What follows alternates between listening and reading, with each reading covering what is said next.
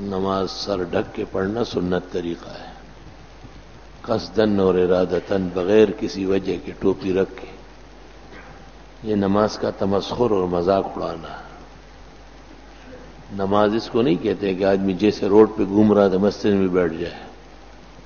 نماز اس کو کہتے ہیں کہ سر سے پاؤں تک اپنے جسم کو ٹھیک کر دے، کپڑے میں فرق ہے اسے ٹھیک کر لے، وضو نہیں ہے وہ کر لے، سر پہ ٹوپی رکھے، صافہ باندھ دے۔ اللہ کے دربار میں کھڑے ہوتے ہیں اور جیسے اسکول کالج میں بیٹھے ہوئے۔ آخر وہ عادات درست کرنے کا نام نماز ہے۔ اگر وہی عادتیں رہ گئی تو نماز کا کوئی مقدور بر فائدہ نہیں ہوگا۔ ضروری نہیں ہے کہ میں ہی اعلان کرتا رہوں، نمازیوں کا بھی فرض ہے کہ وہ بھی تلقین کرے، ننگے سر والے کو سمجھانا ضروری ہے۔